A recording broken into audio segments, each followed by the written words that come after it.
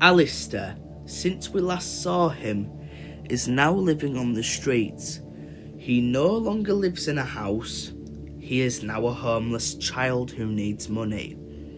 There are a few people walking past, and Alister attempts to ask for money. Sir, would you be able to lend me some money? Sorry, son. Don't have enough. Oh, okay. No worries. Alister continues to ask reptilians walking by for some money, but it always fails. But now, a waterling man sees this and approaches the young Lizardarius. Hello, young man. You needed some money? Here you go. I don't want your money, you kidnapper. The waterling is flabbergasted by this statement. What? I'm sorry? You heard the lad. Piss off. The waterling man storms off. Well done, son, for telling him to go away. A lot of waterlings here are criminals. Here's some dosh, mate. My respect. The reptilian man then walks away. Alister continues to do the same thing most of the day, asking people for money or food besides waterlings. At some point in the day, a 50-year-old reptilian woman approaches him. Hello, boyo. I see you're homeless. Am I correct? Yes you are. How did you end up like this then? It's my dad. He doesn't care about me. So I left home. Now, I'm sure that's not true. You really don't know him. Okay. Anyway, my name is Deirdre. What's yours? Alister. Alister Lizardarius. Hello, Alister. I'll tell you what. How about I take you in as my own, under the condition of cleaning yourself up? Okay. You've got yourself a deal, dear. Mum. Another condition is that you call me Mum. Okay. I'm joking. Just call me Deirdre. Okay. Alister grabs his bag of stuff and heads off to Deirdre's house. When he arrived at her house, he felt amazed. Nice and clean, something tasty was cooking, and a comfortable sofa was in front of him. Alister was about to jump onto the sofa, but Deirdre stopped him. Not until you're cleaned up. Oh yeah. Sorry. It's fine. Go and wash yourself.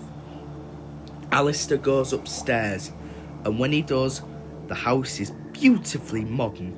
Nice flower pots and a lovely lighting. Alister enters the bathroom, activates the shower and washes himself.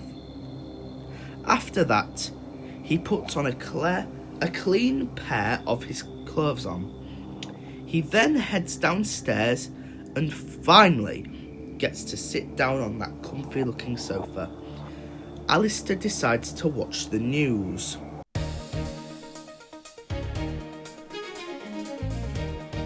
Breaking news! In the capital city, Reptilia, there is an anti-waterling march being pursued. Simon Britches, the political correspondent, is going to interview one of the anti-waterling marchers, who is actually one of the founders of the march. Over to you, Simon. Yes, thank you, Diana. Anyway, I am here with one of the co-founders of the anti-waterling organisation, Andy Brixer. Now, Andy, how did this march come to be? Well, the government has been hypnotised by the waterling monarchy, hypnotising our leader into giving more to them, and they give us breadcrumbs. Hence why we need to get rid of these waterlings. They're monarch spies here to hypnotise Reptil. But if all are gone, then they can no longer hypnotise him. Do you think a waterling would come here and hypnotise you guys to stop the march? Otherwise, how come you're able to do it this long? Well, mate, I'm not your mate, especially if they're a speciesist. Well, sire, I think you're biased. Pardon? I've seen you hang out with waterling business execs on the telly. You're brainwashed. Those execs are good friends. I'd rather have good friends over speciesist ones. I'll tell you, I've had enough. Piss off to RBN. RBN? Reptilian Bias News. Everyone, waterlings are hypnotising leaders and news sources. They're propagandising us. Oh, whatever. Back to you, Diana. Oof, that was an almost brutal encounter for Simon. Anyway, here is a statement from Dominic Fraser on the matter. I think these marches are absolutely abhorrent, villainising waterlings because they exist. It's obscene. The AOF party are doing everything they can to crack down on these marches. We're working closely with the authorities in order to do so. Alister then turns off the TV. Funny, they'll crack down on these marches, but they'll never crack down on the kidnappings. Hypocrites. Exactly. I agree. Waterlings are vile creatures. They should return to Waterless. Hear, hear. Something has happened. Ever since Alister saw the RTV report on a waterling kidnapper case, he developed a sort of distaste for them. Now he was also praised on the streets by a man who also despised waterlings. Is Alister becoming a speciesist? Does Alister agree with the anti-waterling marches? It seems so. Later on, Deirdre had cooked steak and potatoes for their dinner. Alister was asked by Deirdre to wash his hands, so he did. Alister and Deirdre both sat at the table and began to eat. This is lovely. Thanks for making it. No worries, son. Alister and Deirdre continued to eat their steak and potatoes. Afterwards, Alister helped Deirdre clear the plates. Not too long after, Alister and Deirdre both sat back down at the table to watch some RTV news. Why do we bother watching this? They're biased anyway. There isn't really other news channels.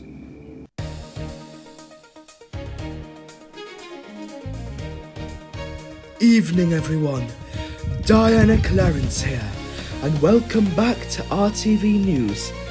Today, we saw a police squadron attempt to shut down these anti-waterling marches with brute force. All of these marchers were refusing to back down. Simon Britches is there now. Thanks, Diane.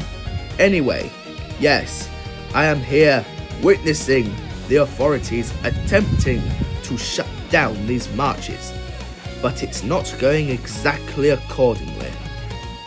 Andy Brixer was being dragged away by a police officer, but he had to say something into Simon's microphone.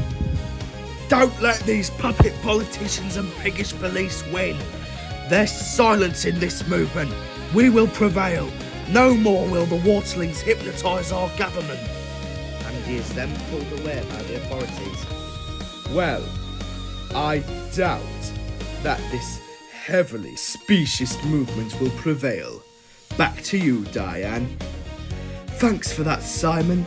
Anyway, there is not much to report at this time of day, but we will report back to you tomorrow morning. Deirdre then turns off the TV. They're silencing a great cause. Yes they are. I believe our leader in government is being hypnotised. They are, because they would have dealt with the kidnappings by now. Surely. But now, the Waterlings have secretly took control of this nation. Anything that goes against them is immediately diminished and silenced. That is very true. I think they've hypnotised him too. Diana Clarence and Simon Britches are the faces of Waterling propaganda. Did you know that Reptil was originally a one-man state? Yes, General Arthur Reptilius was the leader of the nation for 20 years before dying of illness. Why are you asking? I don't believe Reptil was meant to be a multi-party state. It was built as a one-man state and should revert to that. I see. Most of the leaders from the past 230 years of democracy were buffoons. Some were remarkable, but others? Pfft, not a clue. What if I led the new one-man state? You know what I say? One species, one world. You'd be better than the politicians in power right now. I suppose so. How old are you again? 10. Well, the legal age to be a politician is 18 years old. But, in the meantime, you should gain some inspiration from the Brixers' marches. Alister contemplates this decision in his mind. Waterlings have been kidnapping reptilian children and committing heinous acts, and in his mind, controlling the government. So Alister does decide to look into these marches. It is now October 14th, 1987, the date of the next anti-Waterling march, hosted by Andy Brixer. Right, folks, last time the police detained us. Them lot are also puppets of the Waterling regime. With Waterlings here, our politicians are lying, and together, we are rising against the lying. Me and my friend James Tyrannico started these marches for a reason. To take Reptil back. Exactly. We're gonna take back Reptil, even if it means fighting our political system. Take back Reptil! Take back Reptil! Take back Reptil! Take back Reptil! Take back Reptil! Reptil will be ours again, once more. All we need is your support.